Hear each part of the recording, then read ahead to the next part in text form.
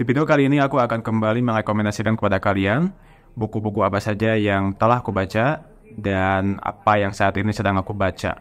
Buku pertama yang aku baca adalah buku dari Bart Ehrman, Did Jesus Exist? Buku ini adalah cara Bart Ehrman ketika dia ingin membuktikan bahwa Yesus itu ada secara historis ya. Karena kan kita mengenal ada beberapa orang yang nggak meyakini keberadaan Yesus gitu loh secara historis.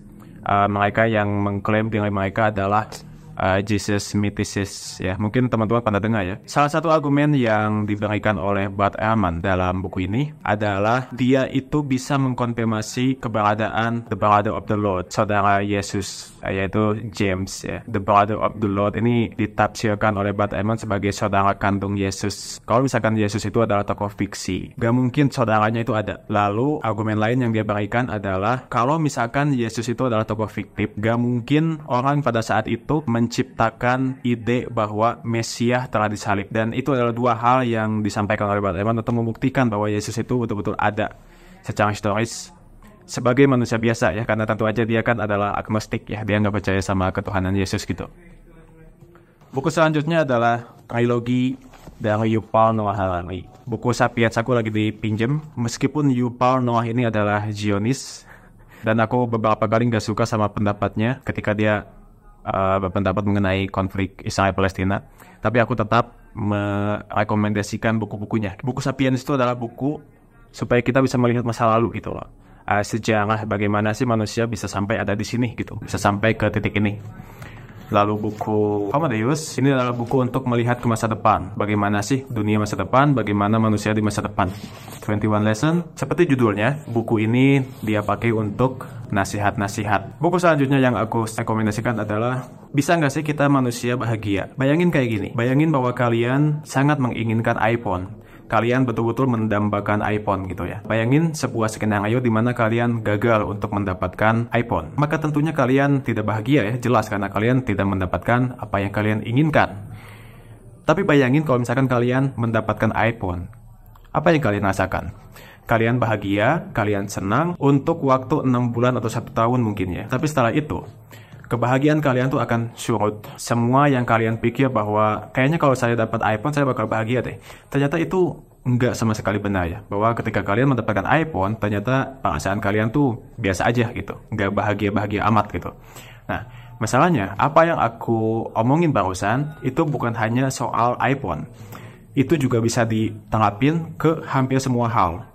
Mungkin pasangan, kekayaan, popularitas, dan sebagainya ya. Apakah kita bisa bahagia kalau misalkan ketika kita mendapatkan apa yang kita inginkan, yang kita pikir bakal bikin kita bahagia, ternyata itu hanya membuat kita mencapai perasaan bosan.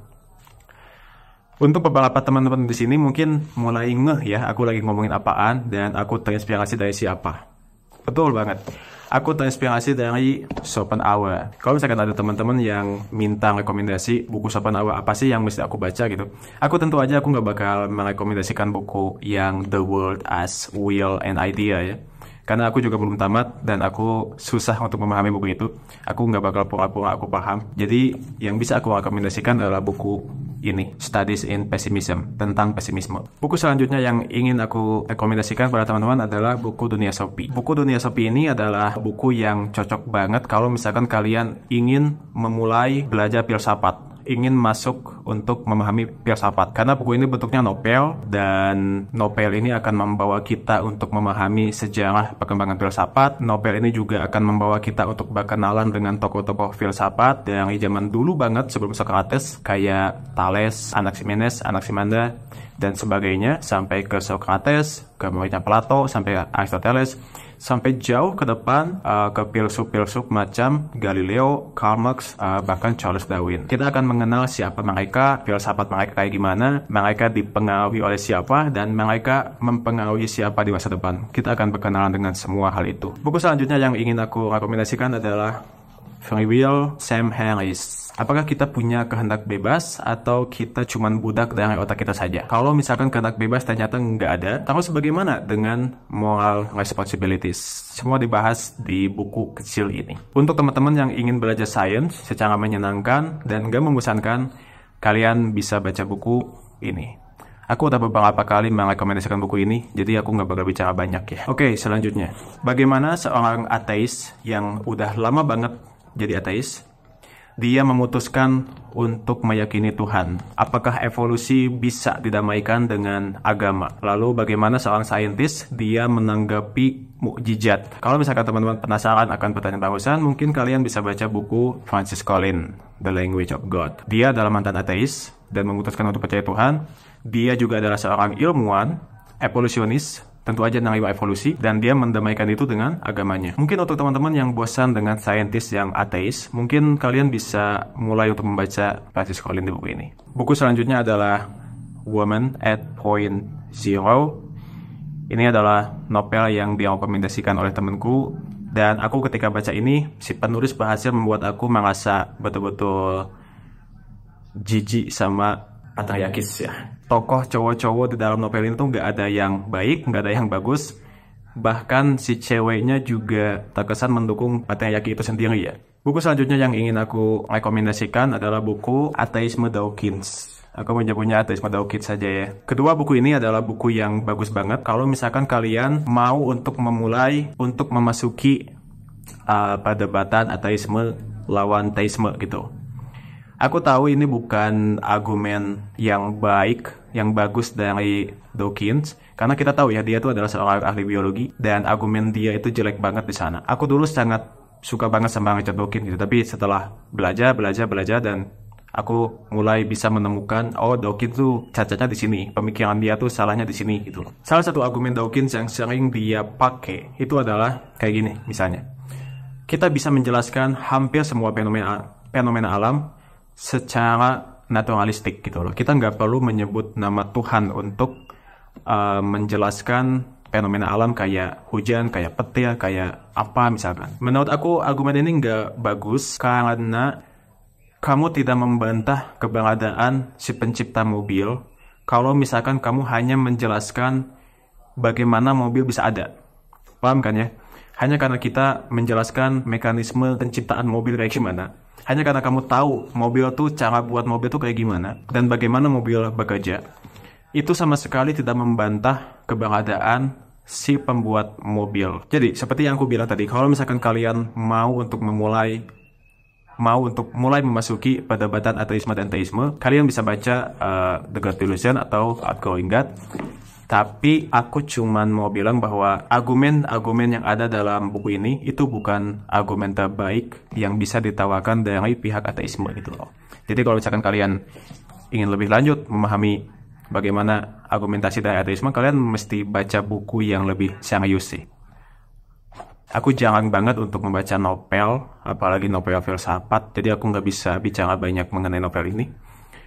Yang aku rasakan ketika membaca novel ini adalah perasaan keterangasingan pada hidup kita gitu. Maksudnya gimana ya? Aku nggak tahu apakah teman-teman merasakan ini atau enggak, tapi aku merasakan itu dan aku suka banget pembukaan buku ini ya. Bagaimana si tokoh utama itu tidak menunjukkan perasaan sedih ketika ibunya meninggal. Dia bilang kayak gini, hari ini mama meninggal, atau mungkin kemarin, aku tidak tahu. Gitu doang. Buku selanjutnya yang ingin aku rekomendasikan adalah buku dari salah satu saintis kesukaan aku, The Demon Haunted World, Carl Sagan. Ini adalah buku yang cocok banget kalau misalkan kalian masih berpikir bahwa sains itu adalah kumpulan pengetahuan membosankan mengenai alam semesta. Carl Sagan menjelaskan pada kita bahwa sains itu bukan cuma itu. Sains itu sendiri adalah cara berpikir. Sains adalah alat atau tools yang bisa kita pakai, yang bisa diandalkan untuk memahami alam semesta sebagaimana adanya. Dan dia juga bisa kita pakai untuk menghindari kita dari hoax atau penipuan. Buku Carl Sagan selanjutnya yang ingin aku rekomendasikan adalah buku Cosmos. Tentu aja ya, kayaknya kita udah banyak yang tahu mengenai buku ini ya, buku Cosmos gitu. Dan aku cuma pengen komentar aja mengenai buku ini ya. Kalian mesti hati-hati ketika kalian membaca pemikiran Carl Sagan ketika dia berbicara tentang sejarah. Karena dia bukan sejarawan, kawan-kawan. Dia adalah seorang saintis, dia adalah komunikator sains. Dan tentu aja, komunikator sains paling hebat ketimbang siapapun komunikator sains yang masih hidup sekarang gitu ya. Tetapi ketika dia membicarakan sejarah, utamanya sejarah sains dengan agama, itu kalian gak boleh terlalu percaya sama dia. Kenapa? Aku jelasin di section berikutnya. Buku selanjutnya yang aku rekomendasikan itu adalah buku Galileo Goes to Jail and Other Myths About Science and Religion. Kalau nggak salah aku pernah bikin sebuah video mengenai ini ya. Ini tuh adalah buku untuk menjelaskan mitos-mitos terkait sains dan agama. Misalnya kalau kalian baca buku Carl Sagan yang tadi Cosmos, terus kalian baca mungkin tentang Galileo, tentang Hypatia, tentang bagaimana gereja pada zaman dulu katakanlah menghambat perkembangan sains. Itu semua adalah mitos. Dan kalau misalkan kalian percaya pada mitos ini, kalian mesti baca buku Galileo Goes to Jail ini ya. Segitu aja kayaknya video kali ini. Bagaimana dengan teman-teman? Adakah buku yang ingin kalian rekomendasikan untuk aku baca? Atau ada buku yang kalian sangat suka banget dan kalian merasa bahwa kayaknya semua orang mesti baca buku ini deh? Kalau ada, silakan komen di bawah ya.